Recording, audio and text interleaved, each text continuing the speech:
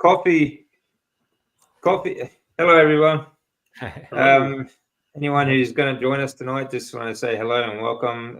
Thank you all for joining us before you get here anyway. But yeah, so we're just going to talk about anything and everything, diet, carnivore, anything that comes up to. So you can ask us any question you want. Ducks, iguanas. Today I'm joined by a carnivore teacher, John Lespina. And I'll put the brands up so everyone can see who you are. There we go. I'm going to learn how to do that That tomorrow. makes it a bit easier. And of course, Charger Mopar, the 40-year carnivore, the one who's probably smarter than anyone who's actually started the carnivore diet because he's done it his whole life. Well, since he's a teenager. So, plenty of experience between us all. And like Rick's got 40 years, I've got 10 years. And John, you've been doing it 5.5 years. I'm the baby. Yeah, keto and carnivore 5.5 years. So that's anything over 5 years is long term. So we're 3 long-term carnivores right I'm here. hoping I've got the seed oils out of my system by now. Oh, yeah. Here it takes about five-ish years to get all that out. Well, no, that depends. That depends on your body fat percentage because seed oils are stored in body fat. So it depends like how long it takes for your body to get rid of them. It actually depends on how much body fat you carry and how much activity you do as well. So for someone like a lean body who's active, will get rid of them fairly quickly, I would say. All right, that's another motivation for me to get thinner and work out harder then. Yeah. Dr. Nelson is joining. Hello. Hey, Dr. Nelson. Thanks for joining us. Yeah. Okay, so continuing from our conversation backstage, we were talking about coffee. Now, coffee is probably the world's most most used recreational drug, I would say. Yeah. Mm-hmm. Yeah. Don't take people's coffee away from them. It's like heroin. Don't take my drug, take my coffee. Yeah, that's right. I'll do carnivore, but don't take my coffee. Exactly. Yeah. It's like the last thing to take away. Yeah, that's right. And that's fair enough. I mean, like there are plenty of carnivores or plenty of people out there that have still achieved what they want. Right. By while still keeping some sort of vices that they've always had. I know some that still drink alcohol, for example, but they've achieved what they wanted. They've reversed their diabetes. They've lost a lot of weight, and that's fine. I mean, like I always say, like you're a grown-ass adult. Like you don't need anyone's permission or anyone's approval to eat or drink whatever you want. But the best we can do is maybe show you why we avoid these different types of foods, and that's about it, I guess. Really, we put the messages out there, and someone's still drinking alcohol or still drinking coffee, and it's going in their head. Okay, I didn't stop drinking coffee right away, but eventually, when you're ready, and everybody's on a different part of their timeline, and when it hits them or they're ready, then they'll try it and see the benefits, because there is many benefits to not being on coffee. And it's not hard to stop if you do it a certain way. A lot of people are afraid to stop. They're afraid of getting the headache. Yeah. But that again, like they're afraid to stop because they're afraid of getting the headaches. So, and the ritual, they're addicted to the act. It's part of their morning routine. It's a habit. They create. Yeah. It's the habit. Yeah. It's also the habit. Yeah. So, but going back to our conversation before, we were talking about some of the things that are in coffee, and one particular element is called acrylamide. Rick also mentioned that acrylamide is something that forms in carbohydrates when it's been heated, cooked, processed. Okay, and I've come across an article. I'll share it with you actually because I want you to see it. I want everybody to see this because I just looked up acrylamide. I never knew what it was. I thought I knew a lot of stuff about being healthy, and I'm learning things every day. I never heard of acrylamide. You don't hear it being spoken much. All right. So I heard about that 10 years ago. Did you? Yeah. was actually on a Yes. TV on the news. Something they're talking about French fries with acrylamide. I looked Oh it my up God. and found out what it was. Never heard of it. Well done, Rick. So this is acrylamide, and this is an article from the NIH and the National Cancer Institute. Now, like Rick said, it's a chemical that is, well, here it says acrylamide is a chemical used primarily to make substances called polyacrylamide and acrylamide copylomers. Okay, but basically what it is, it's an element that is produced when you heat and process carbohydrates. Now, it says some of the major food sources of acrylamide are French fries, potato chips, crackers, bread, and cookies, breakfast cereal, canned black olives, prune juice, and coffee. Now, I mean, a lot of those things use flour, for example. So I'm just going to use flour as an example because bread and crackers and cookies and stuff like that. It's the flour itself. It's heavily processed, it's cooked and ground down and all that sort of stuff. Many, many times. You don't know how often. And that's how, bread and cookies are pretty much full of acrylamide. But, of course, so is coffee because it's heavily processed. And I'll also show you a little bit about how coffee is cut as well. It's not Here's a question I have for you, DC. Is acrylamide mostly connected to carbohydrates when they're heated up extremely high? Because coffee doesn't have as much. It's a plant. It's a plant, still, it's not like grain. All the other things you mentioned are grain-based. It's not grain, but it's still all plants are made of carbohydrates. That's their food and their structure. That's the only thing that plants can use. All right, so all plants can be, when heated, all plants acrylamide.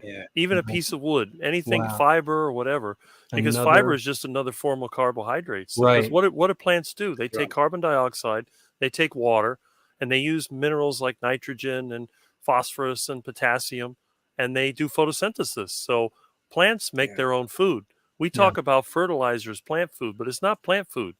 Plant food is carbohydrates. It's that simple. And every part of a plant is made of carbohydrates. Yeah.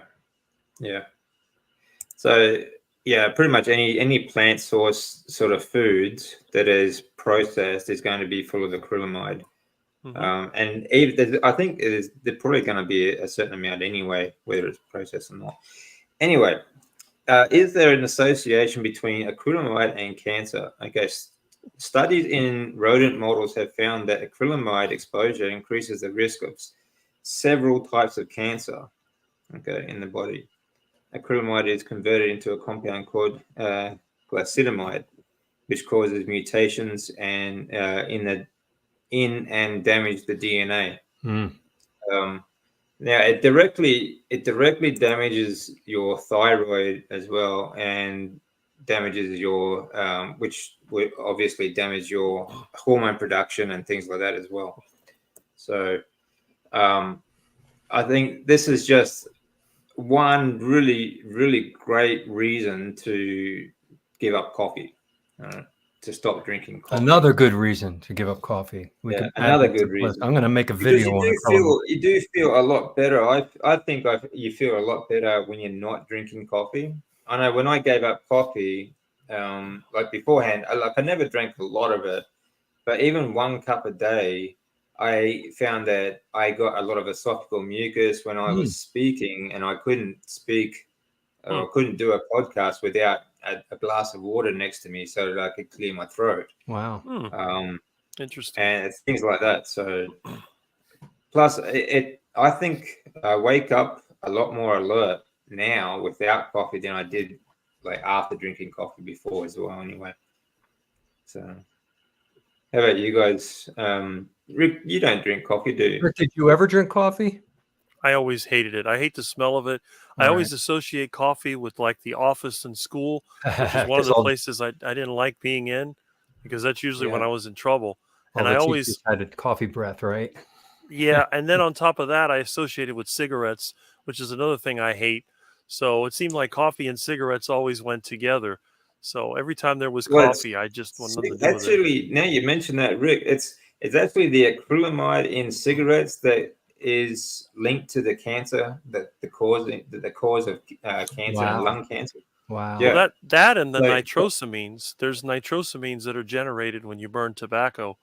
There's a lot Yeah. of toxic There's chemicals that come out of 100 it. or more. Yeah, there's thousands, I think. There's so many different chemicals at the end of burning up the I mean, plus, like cigarettes, like today as well. It's not just the tobacco; They it's add actually, chemicals. Yeah. the chemicals they add to it as well. Formaldehyde so that you don't choke. They added And- formaldehyde so that the coughing reflex is suppressed. That's right. And they also put urea to increase the nicotine absorption, Right. because You nicotine, addicted. to absorb nicotine, you want to have nitrogen compounds. And you can't give somebody, for example, ammonium nitrate because they'll choke on it, but you can give them urea because they can burn that and it won't cause them to choke. Wow. Wow. Yeah, so nasty stuff. Nasty Really? stuff. Mm. Yeah. $58 $58 packet to what is Sandra saying? $58 a packet too for cigarettes, I guess. When I was a kid, I think there were, carton. Yeah. carton. I think for a pack it was they- 25 cents when I was a kid. Yeah, when we were young, it was real cheap, and then they added more and more taxes. Well, I think knew here, a lot of actually, in kids- Australia, they're extremely expensive. There's actually, this is something I don't understand. Actually, the younger generation taking up cigarettes when they know that it's so bad. Yeah. But apart from that, like in Australia, it's extremely expensive to smoke. Like the taxes on these cigarettes, like a pack. Last time I checked was like years and years ago. It was like $22 a packet of 20 cigarettes. So it's Wow. more than $1 per cigarette.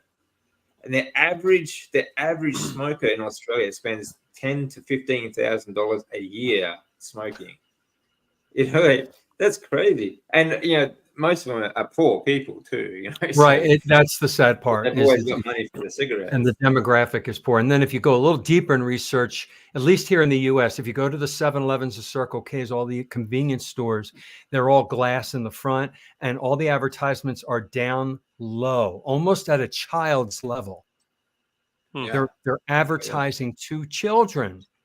Yeah. The Camel cigarette was the cartoon character.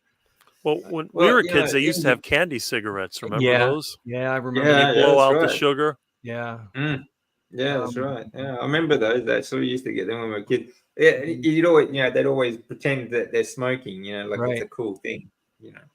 A lot of kids I knew used to do that. In fact, a lot of kids I know, they used to go to get cigarettes from the cigarette machine. You could go to the bowling alley Oh, down yeah. the street, Yeah. and the even at the quarters and- motel, they had the thing you pull out to get Knob. cigarettes out. Yeah. You put your quarter Well, in there. until recently, like they were still selling cigarettes in vending machines, like just in the street in Japan.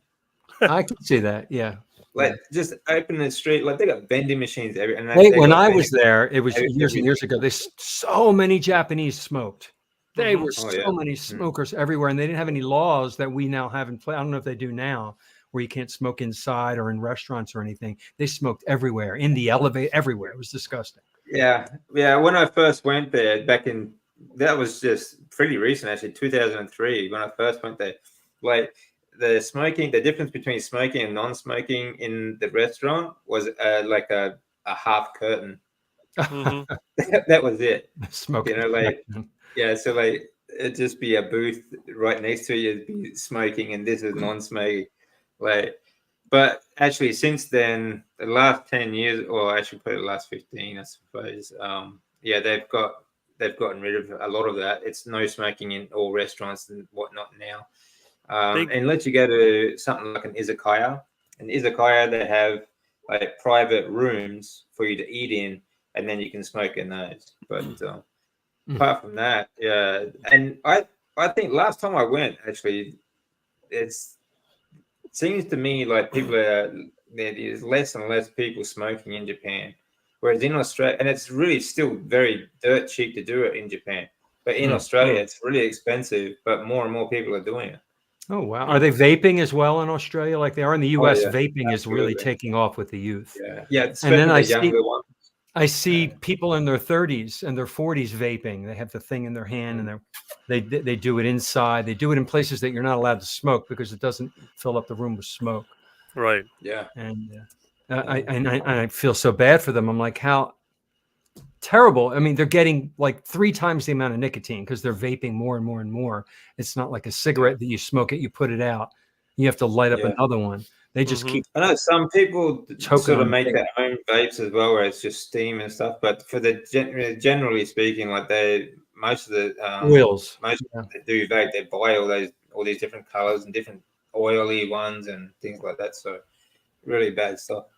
Well, the other problem is a lot of them use vitamin E acetate, which also turns into acrylamide when it's heated up. So there you go. Yeah, there's a lot of chemicals in these vapes. A lot of people that I work with, they've had the vape pen where they have the real big one with the little tank on it, and they go, and they suck that in and blow it out, and they're like, oh, I don't understand it, but hey, some people love that stuff. Yeah. This is the thing. A lot of they just don't get it either. But sort of off topic a bit. We're talking about coffee and the acrylamide, but it's a good example though too. It's not just coffee; it's all carbohydrate foods. Which is another good reason to not have carbohydrates in your diet. It's not just. I mean, these were the major food sources. Like I said before, is French fries, potato chips, crackers, bread, and cookies. Like those are probably the 3 biggest. I would say. Most people eat potato chips, crackers, bread, and cookies, right? Plus, you got breakfast cereal. Yeah, I was just going to say, what about cereal? They have to bake the cereal so that it's heated. That's right. What do I see there, Rick? What are you doing with the chocolate chip cookie? Somebody I was working for today gave me this, so you know where that's going to go. Yeah, feed it to the ducks. Quack, quack, quack. Probably not good for them either. It's probably not good for them. They're supposed to. Be, I wouldn't want to give it to my friends because a lot of times people that I work for that don't know me well, they'll throw me some kind of a snack or treat or whatever. And if I have a chance to tell them, no, I don't eat that. But a lot of times they give it to you and go. It's like when I was a teacher, I used to get all these coffee cards for Starbucks and Dunkin' Donuts. And I told them, please stop. I don't drink coffee anymore. And I had stacks of cards, gift cards. Because they think I'm going to give you another good reason to avoid coffee is you could just be brewing up a bag. This is a video I made last year, but of inferior. Just before I start that, most coffee that you buy, even some of the best brands, are all cut with something, and a lot of them are cut. Even the cheaper ones, especially the cheaper ones, I should say. Anything that looks brown, so it could, half of it's dirt. Wow. Inferior beans marketed as some more expensive ones. Or it could be something completely different. Ground acorns, barley, or wheat. That's if it's already ground up when you buy it, right? Business. And historically, it has been cut with anything that's brown. Burnt paper, burnt corn, sawdust. So why is all this counterfeit stuff really that awful? One is just pure economic fraud. If you buy just pure economic fraud. A lot of coffee that you buy is, like I said, cut with anything that is brown. Like you said, it's been found like just burnt paper. I could see them doing that because they do that with the olive oil and all the supposed. Oh, that's right. Yeah. Sawdust, other grains, burnt corn, all sorts of stuff. So, just another good reason to avoid coffee and acrylamide total. Like, just avoid carbohydrates because, especially if it's been processed in some way where it's been cooked, and that includes the ingredients like flour and sugar and all these other things. They've all been cooked and highly processed sort of ingredients before you actually even make the bread and cookies and stuff that you make at home. So acrylamide, which is linked to many forms of cancer. So just wonder why cancer is going up so much in our country. I mean, that is one of many reasons. That's just one reason. Yeah. Out of how many thousands of reasons now? I mean, my God, it's just everything. Yeah. So, just go have a look at some of these comments, guys. Keep talking. We're all welcome. Well, somebody wrote, I think Beth wrote, you can get zero nic oil for vapes. Why would a person want to vape if there's no nicotine?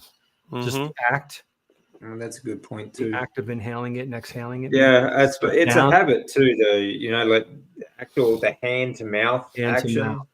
You know, yeah, I think that's a lot. Another big reason why when smokers do quit, they usually put on a lot of weight because They they transfer. that hand to mouth action. They use food. Mm-hmm. You know, so.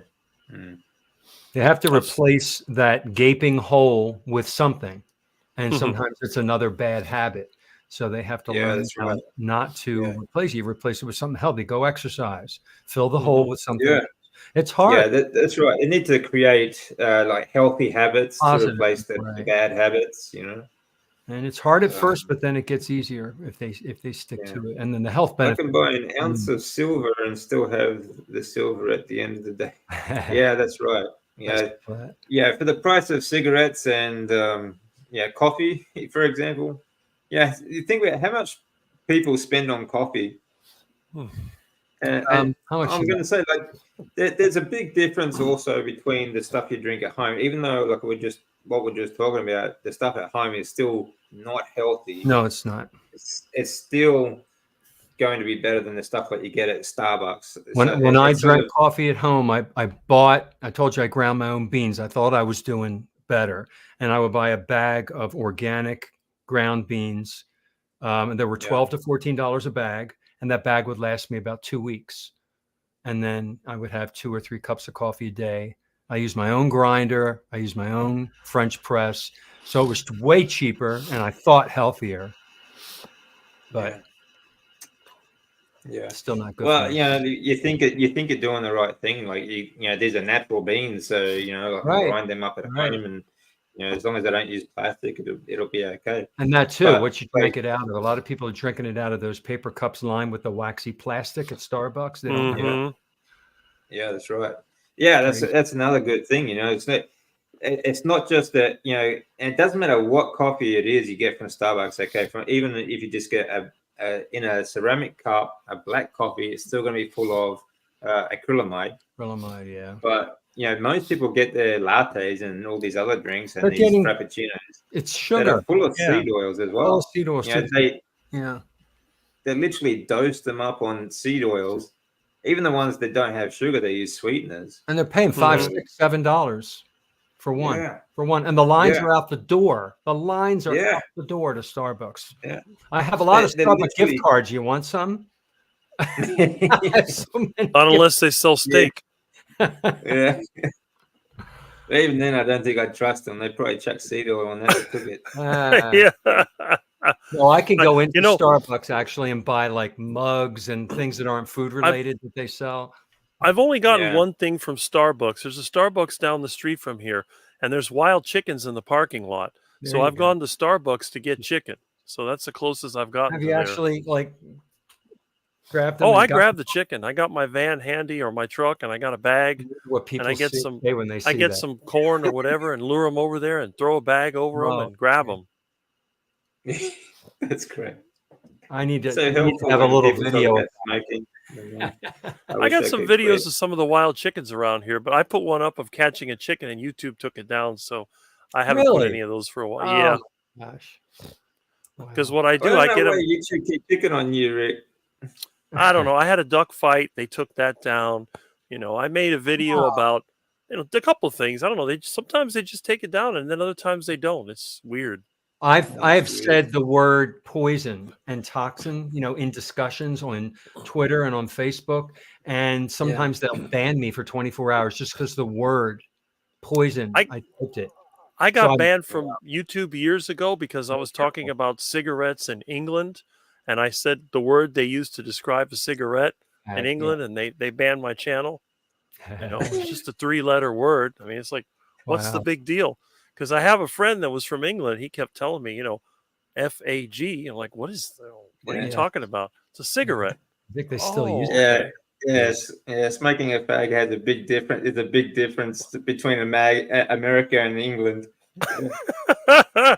Yeah, because he said that he always had fags. I'm like, what are you talking about? He was a smoker. And that's what it was. Yeah, I don't know. Yeah, crazy YouTube. Well, they used to call them that in Australia too. But Really? Yeah.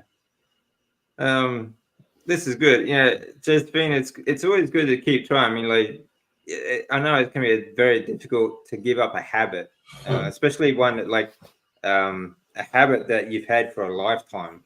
You know, this is why people find it so difficult to give up junk food, because it's a habit that you've had for a lifetime. You know, you've grown up on junk food, malnourished, and all the rest of it. But it's a lifelong habit. So it really takes a strong effort and willpower to break something like that. And like I said before, for me, I think it's always easier to break a habit, a bad habit, by replacing it with a good habit, because you need to keep yourself busy. You know, that's key. Yeah, that's key. Yeah, Polish Mike, Beth, everyone. Thank you everyone for joining us. Vaping stores are now banned in Australia. I didn't know that, Sandra. Thank you. I make my own fluid, have the machine from hell, and haven't had a cough or asthma since started. Okay, there you go. Jury's out. Fair enough. There's a QQQ there. Someone, if you want to get fill the hole with me. Cynthia's got a question. I don't even know what it is. Hey, Brett, how you doing, mate? You're welcome to join us if you want. Chicken predator. Chicken predator. Yeah, I think he's an iguana predator, that's for sure. He's a reptiles. What is that? The azodicarbonamide. What the hell is that? Okay. Are they still putting azodicarbonamide, flip-flop foam rubber stuff in our breads and such? That's a dough conditioner. Is it really? Yeah. Yes, it is. Yeah, it's the same stuff. It makes the dough really fluffy. So my God, it's the same stuff they put in, like the foam rubber in your shoes, like Nike shoes and stuff like that, to give you that spongy. Yeah. Yep, that's it. Yeah. Good question. I don't know. I guess we have to. Yeah, they are still doing that. We'll let them do it as much as they want. I'm not touching it anyway. Yeah, actually, it was early last year. I think it was early last year. My wife and I, we had some bread, store-bought bread. We put a slice in the fridge, and she makes her own bread maker every now and then, every 6 months or so. But we put them in the fridge. Her homemade bread, I mean, don't get me wrong, it's still got flour and stuff like that, so it's still going to have acrylamide in it and all this other stuff. But her homemade bread was stale and starting to grow by day 2 in the fridge. The store-bought white bread, looked exactly the same for 3 months in the fridge. It did not change at all. In the end, I just threw it away because I got bored waiting for it to start growing. Yeah. That's scary. Yeah. It's like that Big Mac. They have the Big Mac on the bookshelf for years, like 10 years, and it hasn't changed. Yeah. Nothing. Yeah, it didn't change. I mean, it got a little bit smaller, but the bugs won't eat it either. Yeah. Yeah, that's right. Even the bugs wouldn't eat it. Bugs are smarter than people. I know. Well, you have to realize also that most breads today are fast fermented. They use either sodium compounds or something just to cause it to fluff up. It's not like traditional bread that uses yeast or even bacteria like a sourdough, because the sourdough bread, it digests a lot of that carbohydrates to make the carbon dioxide that makes the bread rise. So traditional bread is going to actually have less sugar than modern bread. And on top of that, because it has all that bacteria in there, it's very likely that mold, that fungi and bacteria will take over. So if you take even the older bread, even though it's baked, it's not really baked long enough to sterilize it. So what will happen is if you leave it out for a day, it just starts to get moldy the next day. That's how bread always was. Yeah, that's how it should be. Yeah, it was. Yeah. Bread. And and it gets hard too because it tends to oxidize and it hardens. So that stale, day-old bread is always hard as a rock. Yeah. Hey, Brett, how you doing? Hey guys, how's it going? It's great. How's it going there in the meat locker? Oh, it's going great. Going great. Hey, I was going to add to what you guys were saying about leaving the food out that won't rot. The McDonald's apples that come in the Happy pie, Meal, you mean? the bees will Ew. not eat those. We did a Wow. thing last year where we cut up a fresh apple and then some McDonald's apples, put Really? them outside, and the bees completely consumed the real apples, and the McDonald's apples still look the same after Your a mic week went out. outside. It was, Jesus. I don't know what But I they think put on they them. are I coded. can't hear you I think guys. that that new It's bad. I'm gonna go out. that and new come back tag you in. get on fruit. You know, I think it's called Peel that Bill Gates run, and it's like this wax coating thing to try and preserve it. Appeal. Absolutely toxic. Appeal. Yeah, absolutely toxic sort of stuff. But Hmm. I mean, people don't think about this stuff. You know, they think, oh, you know, it's fruit and bread it's got to be. You know, how can you screw up bread? You know, it's just dough and water, right? Like it can't be too bad for you. You know, and they buy this high fiber bread, which is just as bad or worse. But you know, how can you screw that up? But yeah, sure enough, they can. Yeah. Well, you have to We lost realize a John lot of Chris. times, a lot of the fruit, it has to be bred so that it can be transported without being damaged. And then a lot of times they'll treat it with chemicals. So if it does get damaged, the bacteria and fungi can't really take hold. So you have all these things going on with the fruit. And, you know, like I said, on Rick's heart attack diet, which is really a carnivore diet, I'm not against the eating of fruit. What I'm against is bringing in fruit from other parts of the world through a supermarket. If you're going to eat fruit, grow it yourself or know somebody that grows it. Pick the fruit in season, eat it along with your meat, and that's it. Once the tree's out of fruit, that's the end of it. You know, here in Florida, you want to eat those sugary mangoes, they're only available for a week or two. You can't have mangoes year round because they're going to rot. You know, you have all this fruit that forms, you give it away, and then it's gone. And what do? It just rots on the ground. But you go to the store, you could eat the same fruit day after day after day and just keep getting that sugar constantly. Plus all the stuff they put in the fruit, like you said, the coatings, the chemicals, the gases, all these things that they do to keep the pests out of it. They're And larger who and knows? sweeter. They're larger and sweeter because over time we've been doing that to sell them. Yeah, that's right. Yeah, and like fruit doesn't naturally look that beautiful and clean. Right. It's supposed to have. It's supposed to have like all sorts of. You should see what the fruits in my yard look like. The oranges, the grapefruit, the cherries, everything has bumps and you know, a few chew marks from insects and who knows what else. A lot of times iguana marks from iguana claws. But nothing's perfect. I don't think I've ever picked a piece of fruit that was totally perfect. Then you go to the store and you see an orange is completely orange. You look at that and like, what is that? You know, I can show you an orange from my yard. It's orange and yellow and brown and gray and all kinds of colors. But the funny thing is, I'm the same. I've got fruit growing in my yard too, and my dad's yard. I've been growing trees, you know, for a long time. I love growing trees, you know, especially fruit trees. But you know, like apples and passion fruit and all these other things, most of it just gets eaten by the birds. Yeah, you know, that's it. But, and the insects. You know, and that's right. So, you know, that I think it's great for people to grow food. I think it's great to grow, especially, you know, fruit off trees and things like that. But you can only eat it when it's in season. That's for one. It's not, you know, covered in chemicals or full of preservatives and all sorts of other junk that they do. Plus, environmentally, you're growing a tree for one. It's going to be good for you. But, you know, when they ship this stuff all over the world, you know, think about all the refrigeration. Because they snap freeze these things. Then they've got to ship these things by truck, by ship, by airplane, by everything else. So environmentally, they're far worse, you know, for everything all around, really. Now, to do that, they have to pick them way before they're ripe. That's it. Which I heard is not healthy, that when they become ripened after they're off of the vine or the tree, they're not as healthy. There's more of a bad chemical in there. Plus, calcium oxalate. As soon as you pick them, they start to lose nutrients. Right. Okay. I mean, not only that, we can't really absorb any nutrients from plants anyway. But as soon as you've taken them off the vine, off the tree, whatever, they start to lose nutrients. So you think about between the time it's taken them to pick them and for you to get it in the grocery store is anywhere between 3 and 6 months, depending on which part of the world that it came from. There's absolutely nothing in it except chemicals.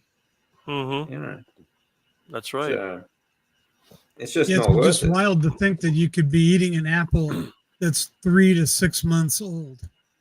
Yeah. And another thing, when you pick fruit too green, a lot of times the fruit will react. It'll produce more defense chemicals when it's picked green. That's what. Yeah, exactly. You know, a lot of times with some fruits you pick them, you'll see sap or other material exuding from the fruit. That's a defense chemical.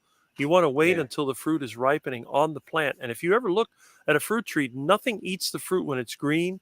Nothing eats the fruit when it's unripe. It waits until it's ripe and then it eats it. And that's right. Yeah, that's just even obvious. bugs, bugs and birds, and they'll wait till it drops off the vine first. That's right.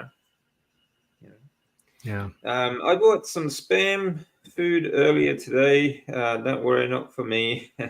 I bought it and gave it to homeless. Oh, that's nice of you, mate. Sleeping next to the Aldi store. Good on you, mate.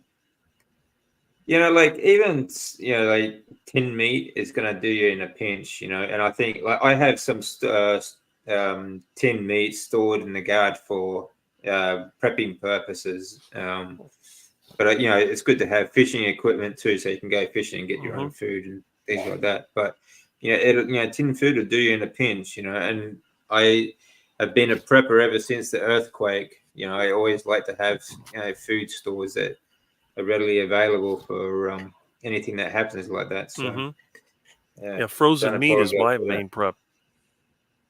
What's that? Frozen meat, and a generator with plenty of fuel. Rick, you must live in the same state I do. That's exactly what we have. We're ready. I turn my generator on once a month, exercise it, get it ready because this might be a really bad hurricane season. We might be without power, and I don't want my freezer in my garage with all my meat to defrost. I need to get my diesel generator back together. I got my gas one as a backup, but I got my diesel generator and parts all over the house. I ordered the gasket set and then I lost it, and I don't know. I'll get it eventually. Wow. I got a list. The thing is so old. In there somewhere, mate. That generator is probably 60, 70 years old. Where did you get it? Wow. I got it from, I don't know if it was the courthouse or it was from a school. It was an old generator that somebody had, and they were getting rid of it, and they gave it to me, and I had it running, and then it had no compression, and took it apart. You gotta work on it, though. Yeah. It's even got a crank to get it started. Oh, really? Instead of a pull? It's a crank, and then it has like a lever. So you crank this wheel and you get it going, and then you release the clutch, and then it tries to start. Like lawnmowers. Yeah. Yeah. Well, yeah. I had a lawnmower. I have some of those parts. Yeah. But the thing is, it'll start off with a battery. But if the battery goes dead, you can still start it by cranking the wheel. It's handy. Yeah, that's a good thing. Those old engines, the old crank start, like you said, like if the battery goes dead, you can still start it. Right. Mm-hmm. Like some of the more modern generators, like now, like they're all these push button electronic start and all this sort of stuff. But if the battery's dead, it's just not going to start.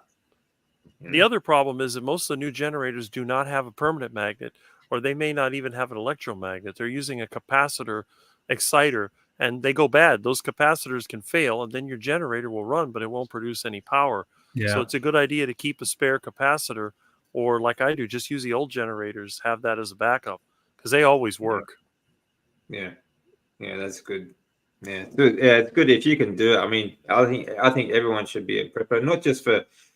I mean, there's all kinds of problems in the world that it could be a natural disaster. It can be you don't know how long if the lights will go out, power goes out, all these sorts of things happen. Things happen like that in life, but you should always have. I mean, hope for the best, but prepare for the worst. Right. And you tend to prepare when something happened to you, like you experienced that earthquake. We've experienced hurricanes. We know what it's like to be, and Wilma and all the other bad ones. We know what it's like to be without power for weeks at a time. Months, but the average person who lives somewhere else that hasn't had that happen to them, they can be told, you need to prepare for things. And I'm like, yeah. People they don't understand. Here in Florida, they become so dependent. They become so Yeah. dependent on electricity. You need We air all do. conditioning. Yeah. And Oh, now you must. everybody now has everything on the internet. So people laugh at my collection of cassettes and records and all that. But when that internet goes down and they have no music to listen to and nothing to watch, I can still listen to my old stuff. There's no problem there. Yeah. Yeah, that's a good point, Cynthia. Yeah. I mean, not all bugs, but, generally speaking, animals especially will wait until the fruit is ripe, or dropped off the tree or vine. Cockatoos not always either. Where I am in Indiana, right in the middle of the United States, it's pretty rare for us to lose power for more than a day. The worst thing we'll get is I can live without electricity. Yeah. But, I keep extra propane and charcoal and things like that so we can continue to cook as we need to if we do lose power. An EMP can happen anywhere. That's true. Yeah. Well, nowadays with what's going on in Russia, and who knows what's going to happen? We might have an atomic and here in the bomb U.S., we don't make anything anymore. So if an EMP damaged transformers, it could be years before the power grid is restored because they basically export everything overseas. They got rid of all the domestic manufacturing. It's the same most of the time it wouldn't damage that, but if it happened, it'd be a disaster. It's scary if you think about how much we're dependent. We're so dependent on electricity and the internet for everything. Yep. Yeah. An EMP would wipe out the internet. It would be gone. Well, the car won't start either. Nothing magnetic would work for a while, right? It depends. Most of the cars, the computer is well shielded. The ECM or the control module is usually in a cast aluminum housing with the metal cover. So the car depends on the complexity of the car. The older cars wouldn't work. Yeah. Well, a car from the 60s is completely immune. I've done my own EMP test. It makes the car just stutter for like half a second. But if you have a newer car, it'll shut it off. Anything from like the 80s up can shut off in an EMP. But most of the time they'll restart because I EMP'd, what was it, 1995? I forget what that car was. It was a little Ford car. It might have been a Festiva or something like that. We EMP'd that thing several times. It would shut off, but it would restart, so it would go. But the newer ones, especially the luxury cars that have multiple modules, they communicate with each other, they would just fry because the EMP is just a fast moving magnetic field. So anything that's not in a Faraday cage can generate enough power. Most of the chips that we use are MOSFET or CMOS, and they don't take much. Only maybe 5-6 milliamps is enough to burn them. So an EMP would just wipe out pretty much everything communication related. Yeah, goodbye cell phones. The more modern ones now, especially most cars are automatic now too, and even the gearbox have their own computer system as well. Yep. So that would just, falter. Have a look at the more complicated they are, the more things the systems are going to fail. Like under an EMP, especially vehicles with like those sensors that like braking sensors, things like that. Their brakes lock on. All sorts of problems happen with them.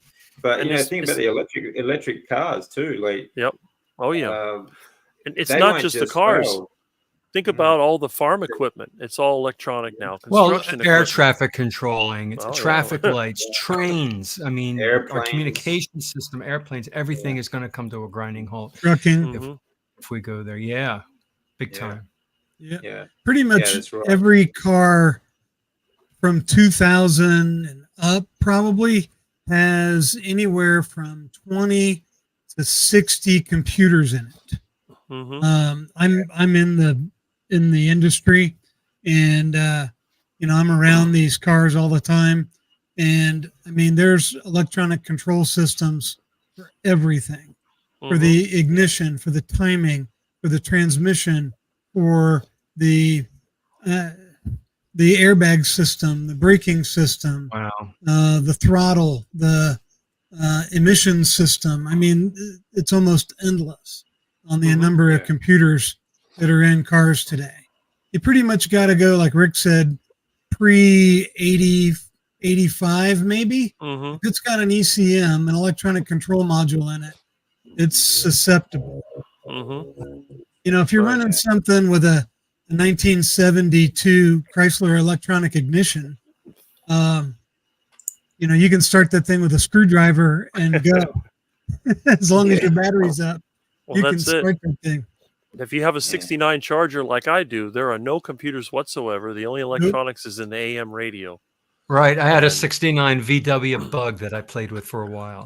And it was so basic. When you drove it, you felt the road in the wheel that of course wasn't power steering. You felt everything was manual transmission. Everything was manual and just I still drive a manual. The heater, you lifted a lever and the heat would come through a little tube. It was no motor.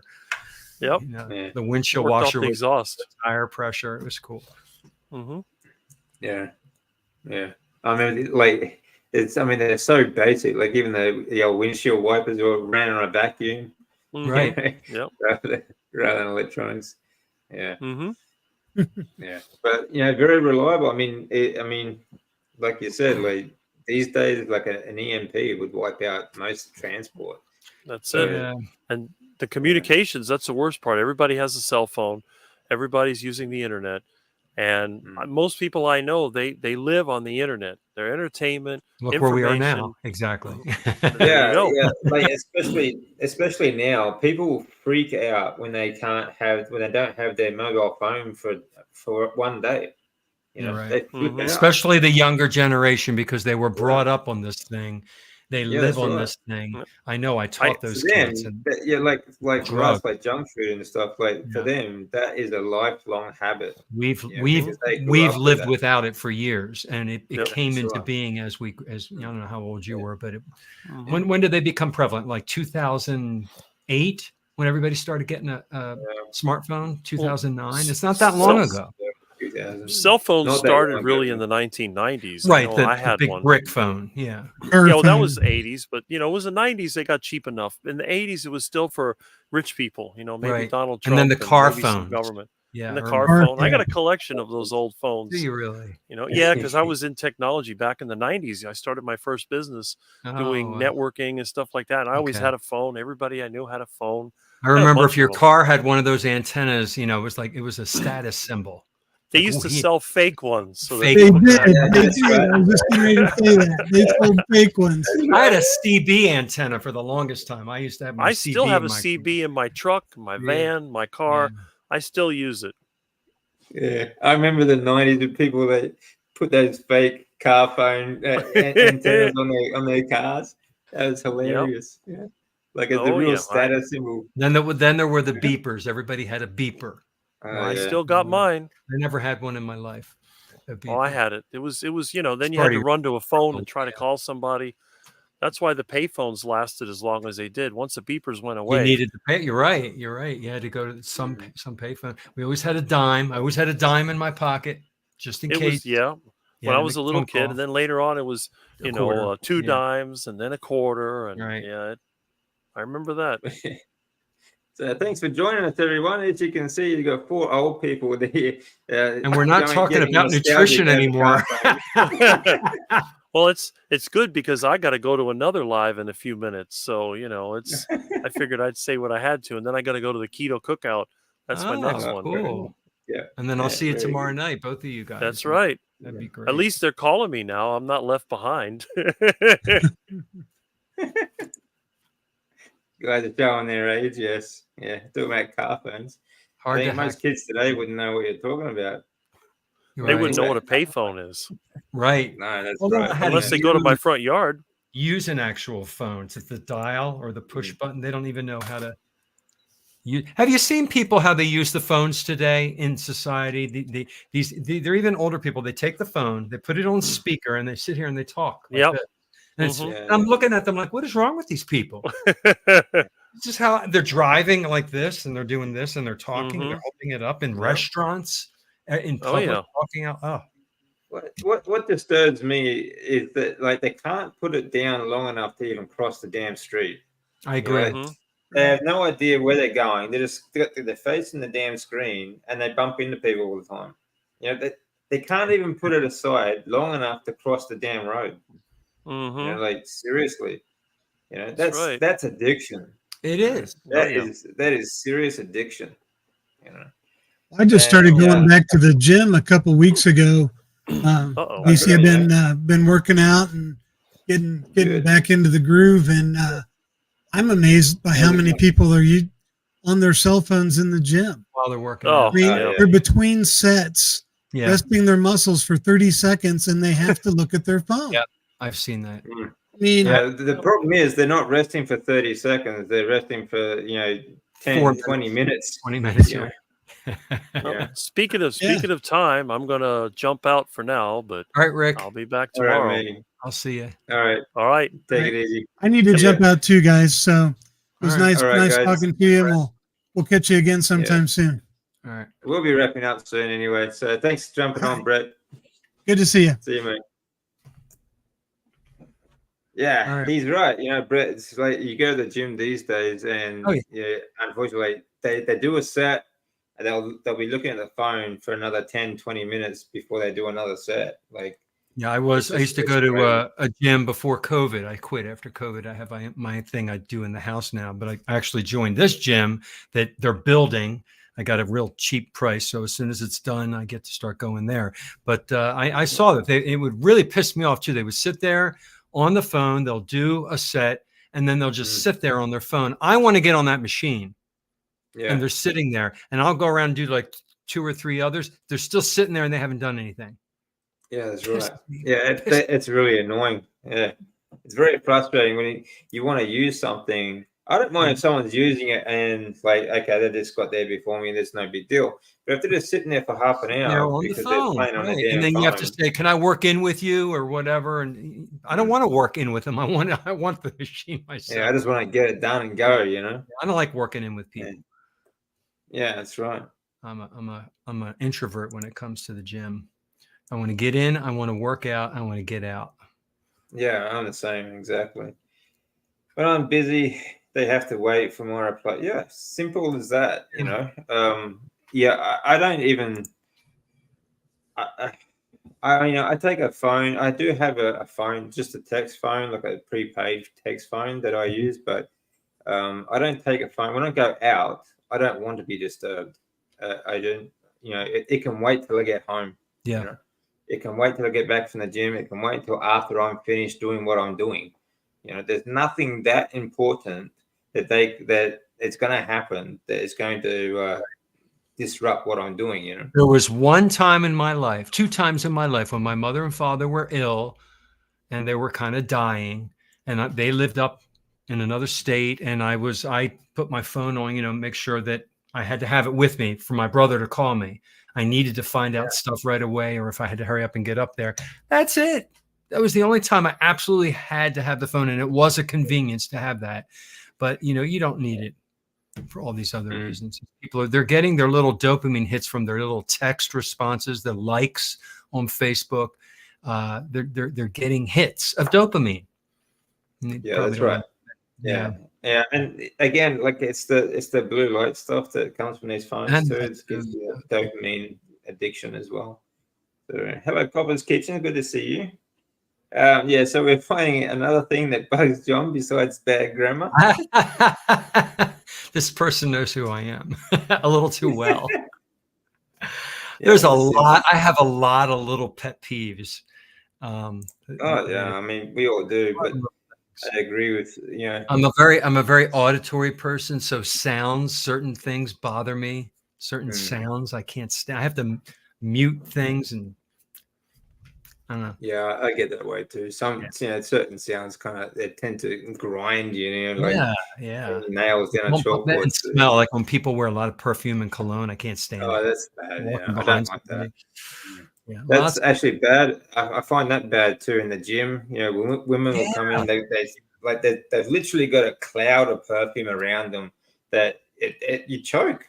Yeah, a lot of it is it's women with hairspray. I notice it's the hairspray smell that I almost want to throw up. It's so strong, and I don't think it bothers anybody else. But I smell it like it's so offensive to me. I can't work out anywhere near people with hairspray on. Yeah. Weird. No, I agree. You just can't breathe around them, you know. Yeah. Burnt themselves. Has anyone burnt themselves and not know till the burn came up? As I do not remember burning myself. Usually you have nerve endings and you know you have a burn unless you were super busy at the moment. You got burnt and you got distracted. It depends. For me, it depends. Like if my hands, my skin is quite thick on my hands, so I actually don't feel a lot. Like it's not, my hands are not very sensitive. So I have actually done that, burnt my hand, and not realized it until much later when I got a blister. But if it's like further up my arm, like inside my arm, I feel that immediately, like on the side of a fry pan or something like that. But yeah, depends on the skin and how thick the skin is, how sensitive you are. But yeah, my hands not really that sensitive. I actually, when I was younger, I remember my index finger, I actually sliced the top of it off, and I didn't realize it. So, like just on the corner. But I did that on my thumb. I was working at a fast food restaurant. I was 15 years old, and we were slicing the lettuce to shred. Yeah, I was doing the same thing. I was working in a delicatessen. I was slicing meat, and I didn't feel it because it was so sharp. And then I felt liquid on the end of my finger. Like, why does my finger feel wet? And I'm like, oh, it's blood. Yeah, I was the same. Yeah, I was slicing meat for a delicatessen, and just the slice is so sharp, you just don't feel it. That's why they have those metal gloves if you could get this. Yeah. So what was that one? Honey Hollow. Honey Hollow, you know how healthy it is not to put anything on your skin because your skin absorbs everything you put on it, even makeup. Everything goes right into your bloodstream, your biggest organ in your body. So that's good. One of them. Yeah. Depends. If you go by weight, okay, your skeletal muscular skeletal system is the heaviest organ because it's the pump for your lymphatic system. Square footage or inches or yards or whatever, it would be your skin. But yeah, good point. You absorb so much through your skin.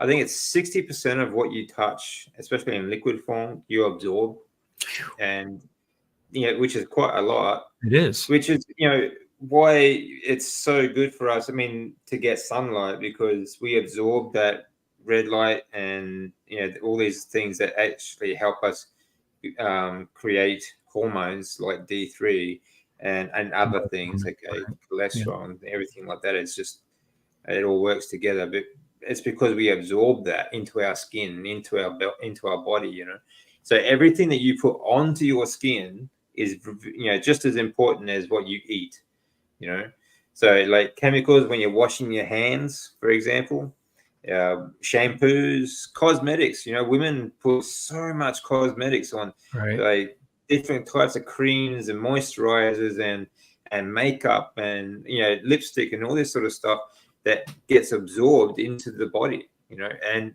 these are chemicals that are absolutely toxic, and yet they wonder why they have thyroid problems and things like that, So you have to think about everything that goes onto your skin. It comes into contact even for a minute, but they wear makeup all day long, Yeah, and they do. Spray all these other chemicals in their hair, and they spray chemicals in their body, like. We wonder why cancer has gone up so dramatically since the early 1900s. We have so many more chemicals in our food, in our water that we rub on our skin, deodorant. Absolutely everything. That's why and the air too. What's in the air, we also absorb. Well, there's certain things we have control over if we have the knowledge and we're aware. And there's certain things that it's like you can't walk around with an oxygen mask on and a suit and you can't get crazy, but you can control certain things. I have a reverse osmosis filtration system under my sink, so I have better water. I stopped using plastic. I stopped using Teflon. All these little changes add up. I bought tallow soap instead of the crappy stuff that. Again, these are the things you can change, aren't they? Like reverse osmosis water filter is the best thing you can probably do for water, except for low deuterium depleted water, but that is extremely expensive to buy. Yeah.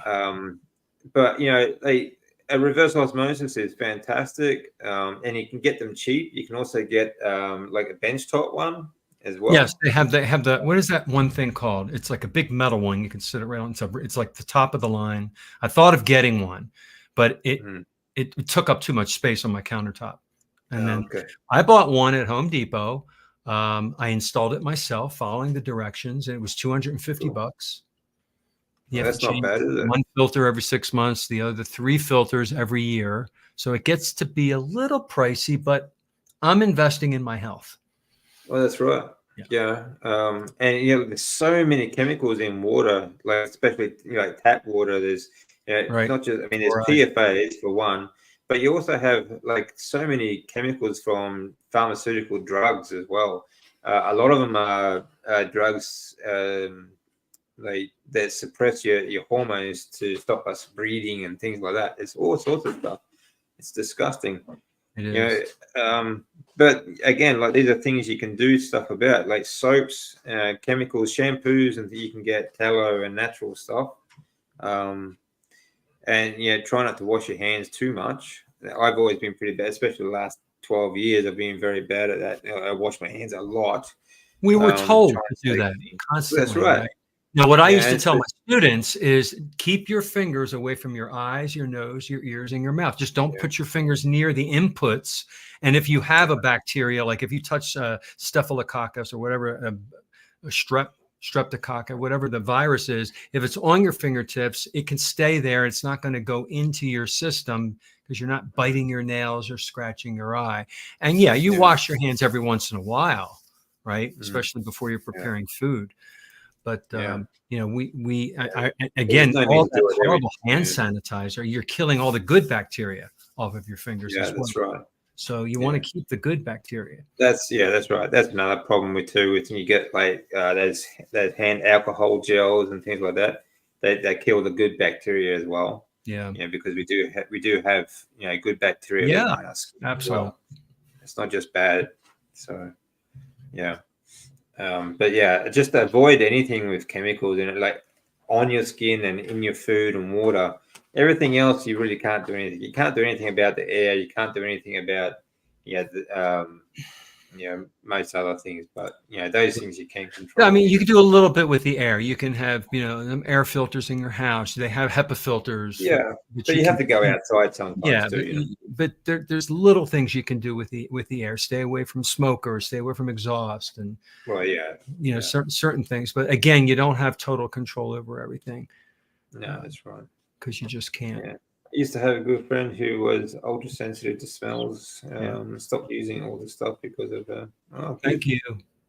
That was nice of you. I always like those signs in the doctor's office. I don't go to the doctor that much anymore, but they would have those signs. If don't wear perfume, don't wear cologne, turn off your cell phone, out of respect for the people around you. Yeah, that's right. And I used to have students who had they had allergies to perfumes and colognes, and the kids would put on Axe spray, and a little kid's throat would start to close up. So I'd have to tell all the students, do not put this stuff on when you come into the classroom. Yeah. It's so bad. Yeah. Your August challenge. What's your August challenge, DC? August challenge, we have the first week will be fasting, and depends on who. Actually, I'll show you that. I will be doing a August challenge on our Facebook group.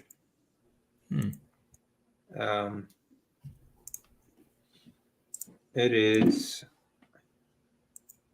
the first week of August. We'll be fasting, and you can choose either 1 day, like even just start small, like 1 day, 2 day, 3 day, and 4 day fast. Okay. I'll be doing a push-up challenge, light exercise challenge, and also a bit of rucking and sprints. So cool. It's depends on, you can choose whatever you want to do, So here it is. This is our August challenge. Okay. So I'm giving people the next 3 weeks to prepare for a fast. So what I'm going to do, I'm going to start giving people tips on how to prepare for a fast.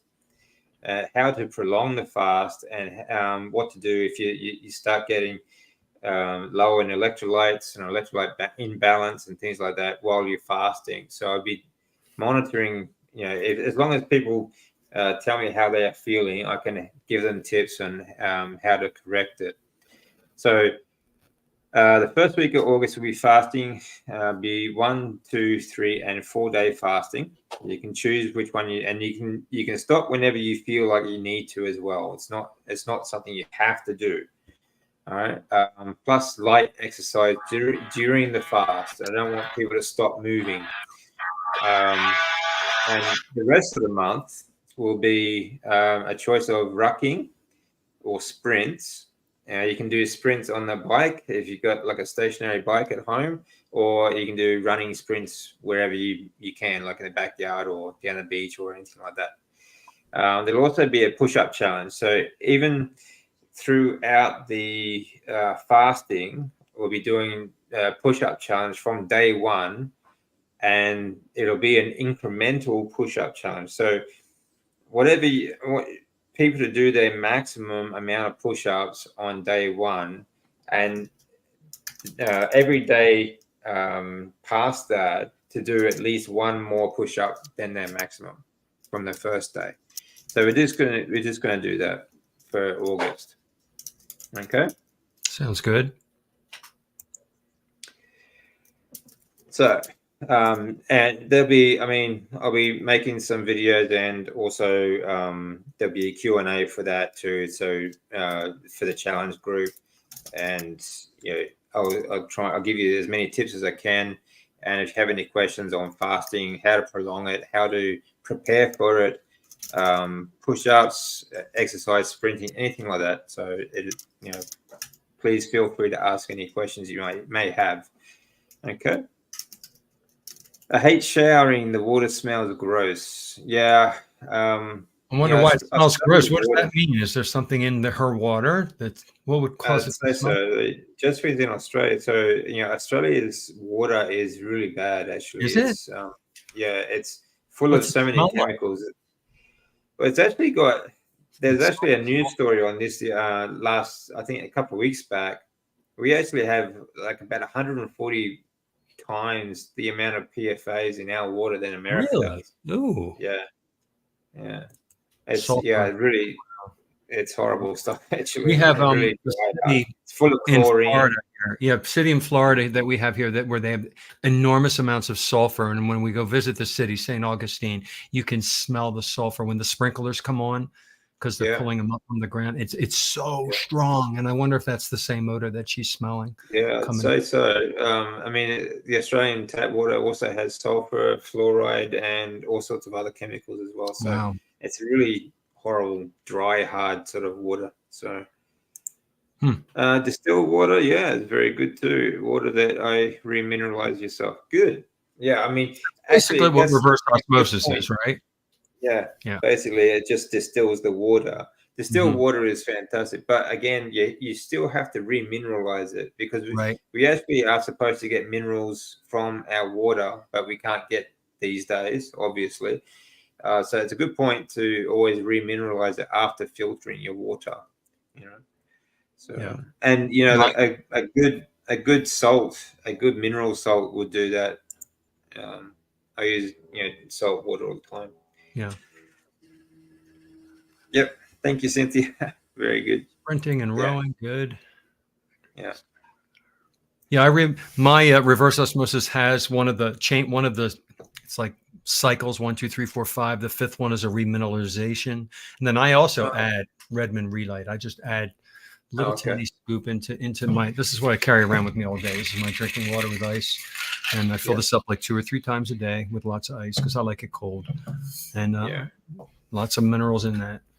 It helps when it's really hot and humid to have a nice cold water. Have it as cold as you can get it. So yeah. Okay. Well, I don't want to keep you too long, John. So it's been over a little bit over now. It's been good though. Thanks for doing this. Went pretty quick. Yeah. And I look forward to having you tomorrow night if you can make it. Yeah, 8. I don't know what time it is for you. Same time. Well, you know, it's not same time. So you started at 10 o'clock tonight, right? Yep. Today here. So it'll be 9 o'clock for you tomorrow because I'm going on an hour earlier. Yep, no problem. I'll be there. All right. Thanks everyone for joining us. I hope you got some good information out of that, and you know, please feel free to bring any more questions. If you have any more questions, please just leave them in the description, or sorry, in the comments, and either John or myself will get back to you as soon as possible. Yep. All right, have a great day, everyone, and take care. See you later.